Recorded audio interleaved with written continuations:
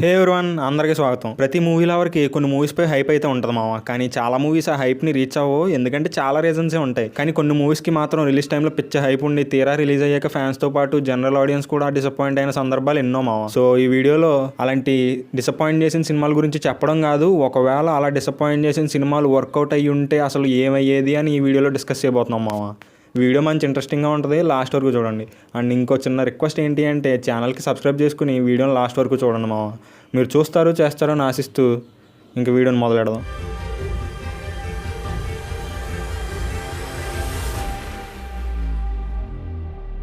Number 1 Agnyaathavaasi. ఎందుకు bro మానిన గాయాన్ని మళ్ళీ రేపుతామని కొంతమంది ఫీల్ అవ్వచ్చు, కానీ కంగారు పడకండి మా. మూవీలో ఉన్న నెగిటివ్స్ గురించి ఏం మాట్లాడను, ఓన్లీ సినిమా హిట్ అయ్యి ఉంటే ఎలా ఉంటుంది అన్నది మాత్రమే చెప్తా. ఈ సినిమా రిలీజ్ టైంలో హైప్ మామూలుగా లేదు మా. అటు mega fans and general audience కూడా ఫుల్ హైప్తో ఉన్నారు, ఎందుకంటే ఆ కాంబో అలాంటిది. అసలు సినిమా ఫస్ట్ డే అయితే ప్రతి చోట రచ్చరచ్చ. ఒకవేళ సినిమాకి పాజిటివ్ టాక్ వచ్చి ఉంటే ఫస్ట్ డే కలెక్షన్లో నియర్లీ 50 కోట్లు టచ్ అయ్యి ఉండేవి మా.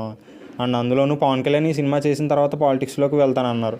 సో ఫ్యాన్స్ అందరూ పీకేని థియేటర్లో ఖచ్చితంగా చూడాలి అని తండాలుగా వచ్చారు మా థియేటర్స్కి. కానీ సినిమా దెబ్బేసింది. ఒకవేళ సినిమా దెబ్బేయకుండా ఉండుంటే మాత్రం లాంగ్ రన్లో మూవీ కలెక్షన్లో నియర్లీ 200 కోట్లు వచ్చినా మనం పెద్ద ఆశ్చర్యపడే వాళ్ళం కాదు మా టైంలో.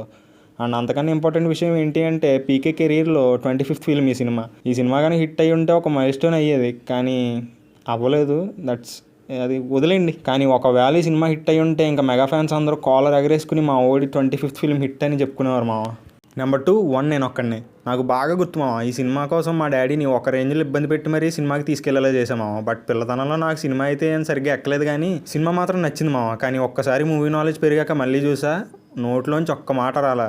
అసలు సుకుమార్ గారు హాలీవుడ్ రేంజ్ సినిమాని మనకిస్తే మనం ఏమో అర్థం చేసుకోలేక దాన్ని ఫ్లాప్ చేసి దొబ్బాం మావ.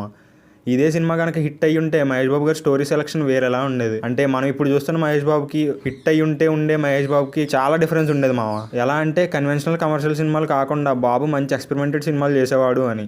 అండ్ సుకుమార్ గారు కూడా ఓకే, జనాలు మంచి సినిమాని కొత్త వేలో చెప్తే ఖచ్చితంగా రిసీవ్ చేసుకుంటారన్న నమ్మకంతో మంచి కొత్త స్టోరీస్ని ఆయన స్టైల్లో తీసేవారు మావ. బట్ ఈ సినిమా ఫ్లాప్ అవ్వడం వల్లే రంగస్థలం అండ్ పుష్ప మూవీస్ వచ్చాయి, కానీ వాటికంటే ఇంకా మంచి మూవీస్ చూసేవాళ్ళం మావ మనం సుకుమార్ గారి దగ్గర నుండి. నెంబర్ 3 కబాలి. ఇది తెలుగు సినిమా కాదు, కానీ ఎందుకో మెన్షన్ చేయాలనిపించింది మావ. అబ్బో, ఈ సినిమా రిలీజ్కి ముందున్న హైప్ అండ్ చేసిన సౌండ్ అంతే ఇంత కాదు మావ. మొత్తం ఇండియానే కాకుండా మలేషియాలో కూడా రిలీజ్ అవుతుంది అని అనౌన్స్ చేశారు. అండ్ కబాలి కాయిన్స్ అని సిల్వర్ కాయిన్స్ని కూడా తయారు చేశారు మావ. వీటికి తోడు వదిలిన టీజర్లో రజనీకాంత్ గారి స్వాగ్ అండ్ సనా బీజిఎం అయితే ర్యాంప్ ఉన్నాయి.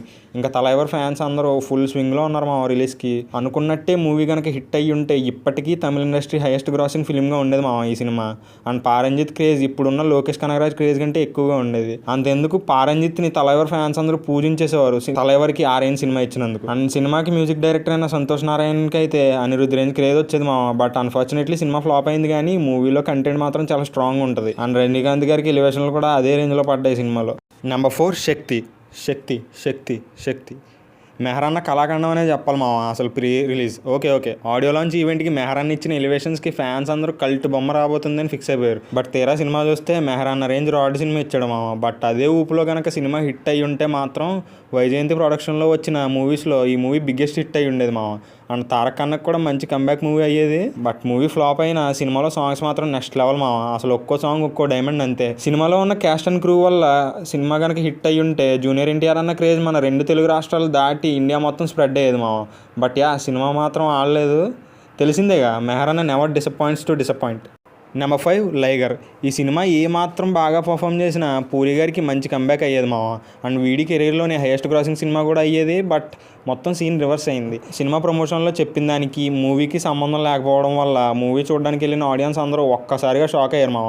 అసలు ఈ సినిమాని పూరి గారే డైరెక్ట్ చేశారా అని కూడా అనుకున్నారు, కానీ ఒకవేళ puri mark story, dialogues and finally characterisations కనుక ఉండుంటే ఇంకో పోక్రీ అయ్యేదన్నా కూడా మనం ఆశ్చర్యపోయి ఒక్కర్లేదు మావ. లిటరలీ అంత హైప్ ఇచ్చారు సినిమాకి. అండ్ పూరి గారి మీద ఉన్న నమ్మకంతో జనాలు నమ్మారు సినిమాని. బట్ సినిమా ఎవరికి ఎక్కలేదు, కానీ పూరి గారు మళ్ళీ కంబ్యాక్ ఇస్తే మాత్రం ఉంటుందిరా చారి ర్యాంప్ అంతే. చూద్దాం డబుల్ స్మార్ట్తో మంచి కంబ్యాక్ ఇస్తారు అని.